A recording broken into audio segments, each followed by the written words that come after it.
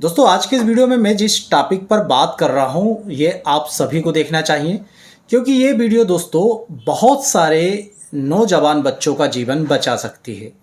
दोस्तों मैं आपको यहाँ पर आप देखेंगे मेरे हाथ में दो मेडिसिन है। पहली मेडिसिन है एसिड फास्ट 30 पोटेंसी में, एसिड फास्ट जिसे फास्फोरिक एसिड भी कहा जाता है, और दूसरी मेडिसिन है दोस्तों स्टेफिसेग्रिया 30 पोटेंसी में।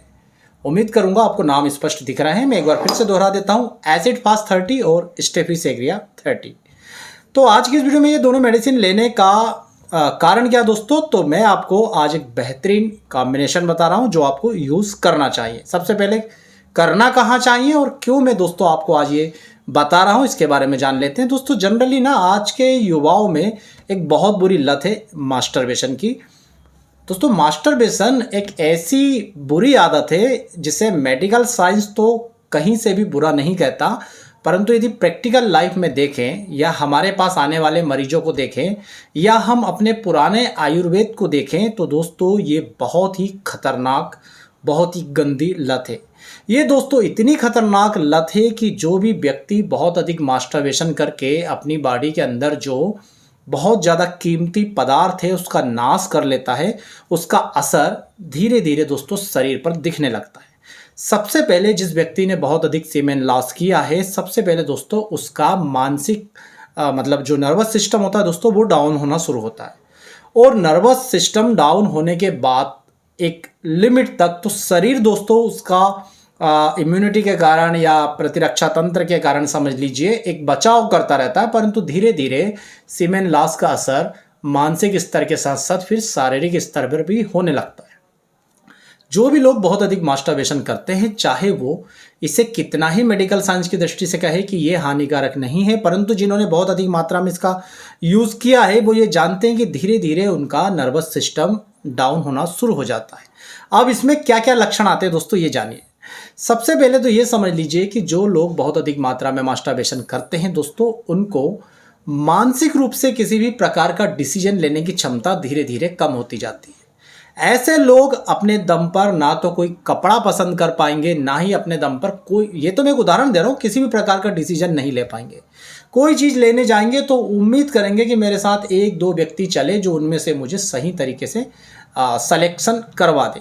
ये ज़िंदगी के किसी भी फील्ड में हो सकता है। यदि कोई सब्जेक्ट ले रहा है पढ़ाई के दौरान, सब्जेक्ट तो हालांकि एक बड़ा मैटर हो गया, पर छोटा मोटा जो मैटर होता है, छोटी छोटी चीज़ों को भी सेलेक्ट करने के लिए, चूज़ करने के लिए वो अपनी निर्णय क्षमता पर भरोसा नहीं कर पाता, उसे हमेशा अपने ऊपर डाउट रहता है, वो हमेशा दूसरों की निर्णय क्षमता पर भरोसा करता है। किसी भी चीज़ में दोस्तों इसी प्रकार के लक्षण उसकी बॉडी में बार बार आते रहते हैं। मानसिक लक्षण खराब होने की दूसरी निशानी ये होती है कि ऐसा व्यक्ति अपनी मेमोरी को धीरे धीरे लॉस करता जाता है। धीरे धीरे उसे लोगों के नाम याद नहीं रहते, फिर रखी हुई चीज़ें याद नहीं रहती, फिर पड़ी हुई बातें याद नहीं रहती। धीरे धीरे दोस्तों वो लोगों से कही हुई बातें, अपने द्वारा किए गए वादे भूलने लग जाता है। कोई भी चीज़ पढ़ता है तो पढ़ते पढ़ते उसका कंसंट्रेशन उस पढ़ाई के विषय पर नहीं रहता, और वो पढ़ तो रहा है, एक मैकेनिकल एक प्रोसेस करता रहता है। उसे ऐसा लगता है कि सामने पेपर, अखबार, मोबाइल या कुछ भी है, मैं पढ़ तो रहा हूँ, परंतु वो चीज़ें उसकी बॉडी के अंदर जाना बंद हो जाती है। तीसरी बात ये होती है दोस्तों कि जो बहुत अधिक मास्टरबेशन करता है वो एक अजीब तरह की चिड़चिड़ाहट से परेशान हो जाता है। व्यक्ति किसी भी प्रकार का टॉपिक उसके सामने, उसे बहुत ज़्यादा चिड़चिड़ाहट सी आने लगती है, अपनी एनर्जी को छोटी मोटी चीज़ों पे बर्बाद करना शुरू कर देता है। चौथी बात, उसका किसी से भी सामना करने की उसके अंदर हिम्मत नहीं होती। जैसे कोई व्यक्ति उसे कुछ कह देता है तो जवाब में जिसने बहुत अधिक मास्टरबेशन किया वो उसे कभी प्रत्युत्तर नहीं दे पाता।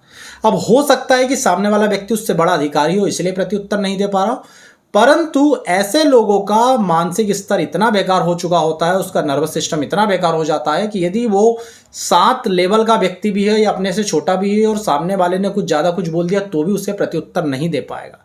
ऐसा नहीं है कि वो लड़ाई ना बढ़े इस कारण से ऐसा करता है, बल्कि उसका मानसिक स्तर ही ऐसा नहीं रहता कि वो तुरंत जवाब दे पाए। अब होता यह है कि इसके परिणाम स्वरूप उसके मन में अंदर ही अंदर सामने व्यक्ति ने कुछ कहा तो वो चीज़ अंदर ही अंदर क्रोध के रूप में बढ़ती रहती है।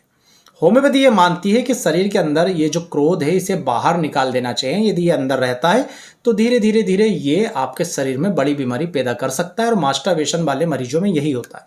वो अपने क्रोध को बाहर नहीं निकाल पाता, अंदर ही अंदर घुटता रहता है। ये क्रोध बड़ी बड़ी बीमारियां पैदा करता है। इसके बाद दोस्तों जो बहुत अधिक मास्टरबेशन करता है, एक और लक्षण उनमें आना शुरू हो जाता है कि बहुत छोटी छोटी बातें भी उसको बहुत ज़्यादा उद्वेलित करती रहती है। घर में देखिए दो प्रकार के लोग होते हैं। एक होता है जिसे आप जनरली आप मान लीजिए बेशर्म बोल देते हैं कि उसे कुछ भी कह लो, कितना ही बुरा बोल लो, कभी कोई फर्क नहीं पड़ता। एक होता है दोस्तों जिसे बहुत छोटी सी चीज़ भी आपने बोली और वही चीज़ें उसके माइंड में बार बार घूम रही। एक दिन हो गया, 2 दिन हो गया, 4 दिन हो गया, 7 दिन हो गया, महीने भर हो गया, पर वो बात बार बार घूमती रहती है। ऐसा व्यक्ति क्या करेगा, यदि आप ऐसे व्यक्ति की पहचान करना चाहते हैं कि उसके साथ यदि कोई एक इंसिडेंट हुआ तो वो कम से कम 4 से 6 घंटे लगातार उस इंसिडेंट के बारे में सोचता रहेगा और अपने आप को उस इंसिडेंट में जगह जगह रख कर देखेगा। मैं ऐसा बोल देता, मैं ऐसा कर देता, मैं ऐसा कर देता, ये चीज़ें उसके दिमाग में बार बार घूमती रहेगी। मानसिक लक्षणों के अलावा ऐसा व्यक्ति जो बहुत अधिक मास्टरबेशन करता है उसकी आंखें अंदर की तरफ धस जाती है, आंखों के आसपास जो है काले काले घेरे दिखने शुरू हो जाते हैं, गाल जो है अंदर की तरफ धक जाते हैं, बहुत ज़्यादा थका हारा मांदा सा प्रतीत होता है। दोस्तों ये 2 मेडिसिन ध्यान रखिएगा, एक एसिड फास्ट 30 और दूसरा स्टेफिसेग्रिया 30। यहाँ पर मैं आपको इन दोनों के सभी लक्षणों के बारे में नहीं बता रहा हूँ क्योंकि इस वीडियो को बनाने का मकसद है आज का एक विशेष पेशेंट, एक ऐसा पेशेंट दोस्तों जो अपनी जीवन को खत्म करना चाहता है और जीवन को खत्म करने के पीछे जो सबसे बड़ा कारण है वो है बहुत अधिक मात्रा में मास्टरबेशन करना। जब उस व्यक्ति को ये लत लगी थी तब उसने ये नहीं सोचा था कि मेरे परिणाम इतने बेकार और खतरनाक होंगे।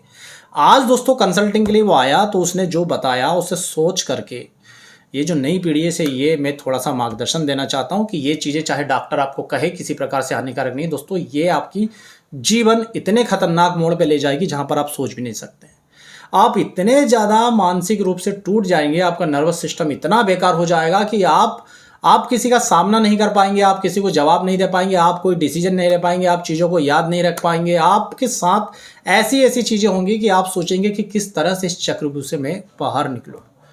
दोस्तों ऐसा ही वो मरीज जो आत्महत्या तक करने को उतारू है, केवल उसे ट्रीटमेंट दिया है और उसे कुछ दिनों तक वेट करने के लिए बोला गया है क्योंकि उसके साथ ये सारी चीज़ें हो रही। भाई आप यदि कहीं पर कोई अपोज ही नहीं कर पाओगे, कहीं पर सही डिसीजन ही नहीं ले पाओगे, आपको लोग कितना ज़्यादा गलत बोलेंगे कि यार तुम क्या छोटी चीज़ें सलाह नहीं ले सकते, अपने खुद के मन से कोई डिसीजन नहीं ले सकते, छोटी छोटी चीज़ें उसके मन में घूमती रहेगी। तो सोचिए उसको अंदर से उसकी बॉडी कैसे पनपेगी। ऐसे लोग जो मास्टरबेशन करते हैं और जब मानसिक लक्षण उनकी बॉडी में आना शुरू हो जाते हैं फिर वो एक ही चीज़ को सोचते रहते हैं जिसके कारण उनके शरीर आगे नहीं बढ़ पाता, फल फूल नहीं पाता और फिर वो शारीरिक रूप से भी बहुत ज़्यादा दुबले पतले होने लगते हैं, फिर शारीरिक बल का भी क्षरण होने लगता है। और भी बहुत सारे दोस्तों लक्षण आते हैं। चिड़चिड़ापन मैंने आपको बता दिया, बहुत ज़्यादा क्रोध आना मैंने आपको बता दिया, छोटी छोटी बातों में दिमाग में घूमते रहना बता दिया, या मैंने आपको बता दिया कि भाई कोई भी डिसीजन नहीं ले पाएंगे, हमेशा निराश रहना, हमेशा उदास रहना, किसी भी चीज़ में खुशी की अनुभूति नहीं होना, ऐसे बहुत सारे लक्षण आएंगे। देखने वालों को ये लगेगा कि ये मरीज जो है ये मानसिक पागलपन का शिकार होता जा रहा है, ये मेंटल डिसीज़ का शिकार होता जा रहा है, परंतु ये सब दुष्परिणाम होते हैं बहुत अधिक मास्टरबेशन करने के। तो चलिए ये सब तो हुआ, एक बताया आपको कि ये सारी नुकसान होते हैं, परंतु आपको करना क्या है, इसका आपके पास निराकरण क्या है। ये अभी मैंने दोस्तों आपको जितने भी लक्षण बताए मानसिक, मैं केवल अभी मानसिक लक्षणों की बात कर रहा हूँ, ये दोनों लक्षण इस मेडिसिन एसिड फास्ट और इस मेडिसिन स्टेफिसेग्रिया, ये दोनों ही दवा इन सभी लक्षणों को कवर करती है। इनके बेस में भी यही है कि यदि मास्टरबेशन से ये मानसिक कमजोरी आई है तो आपको ये दवा का यूज़ करना है। और जो मैंने आपको बताया बहुत ज़्यादा क्रोध, चिड़चिड़ा, बार बार दिमाग में बातें घूमना, तो यदि बहुत अधिक हस्तमैथुन से मास्टरबेशन से ये सभी लक्षण आए हैं तो स्टेफिसेग्रिया यूज़ करना है। तो आपको करना क्या है दोस्तों, 2 दवाएं लेना है, पहली एसिड फास्ट 30 और दूसरी स्टेफिसेग्रिया 30। एक इस प्रकार से आपको बाटल लेना है, आधी बाटल आपको एसिड फास्ट 30 से भरनी है, आधी बाटल आपको दूसरी दवा स्टेफिसेग्रिया 30 से भरनी है। अच्छी तरह से इस मिक्सचर को मिलाना है और इस मिक्सचर की 4 से 5 बूंदे एक बार सुबह और एक बार रात में 2 बार जीभ पर डालना है या 2 चम्मच पानी में मिला करके पीना है। दोस्तों ये धीरे धीरे जो आपका नर्वस सिस्टम बिल्कुल खत्म सा हो गया उसे वापस से रीजनरेट करने का काम करेगी। पर साथ में आपको एडिशनली डेली सुबह शाम कपालभाति, अनुलोम विलोम और भ्रामरी प्राणायाम जरूर करना है। सभी प्रकार के गंदे साहित्य, गंदे चलचित्रों से दूर रहना है और अपना अधिक से अधिक समय अच्छी चीज़ें पढ़ने, अच्छी चीज़ें देखने में लगाना है। ये मेडिसिन्स आपको धीरे धीरे आपकी इस बुरी चीज़ों से रिकवर तो करेगी ही, साथ ही साथ आपको जो आप कपालभाति, अनुलोम विलोम वगैरह कर रहे हैं ये आपके पूरे के पूरे स्नायु मंडल को, तंत्रिका तंत्र को ये भी फिर से रिफ्रेश कर एनर्जी प्रदान करने का काम करेंगे। खान पीन बेहतर रखिए, पेट को पूरी तरह से साफ रखिए और निरंतर डेली सुबह शाम कुछ समय तक दौड़ने का अभ्यास कीजिए। समय लगेगा, परंतु आप इस कुचक्र से, इस बहुत ही खतरनाक जो आपका नर्वस वीक डाउन हुआ है, नर्वस सिस्टम तहस नहस हुआ, इससे वापस धीरे धीरे जरूर उभरेंगे। ऐसा हमें पूर्णतः होम्योपैथी पे भरोसा है और हम कई सारे लोगों को इसका लाभ दे चुके हैं। तो उम्मीद करूंगा दोस्तों आज का वीडियो आपको पसंद आएगा। इसी तरह के 11 बजे तक वीडियो देखने के लिए हमसे जुड़े रहिएगा। आप सभी का बहुत बहुत धन्यवाद। जय हिंद, वंदे मातरम।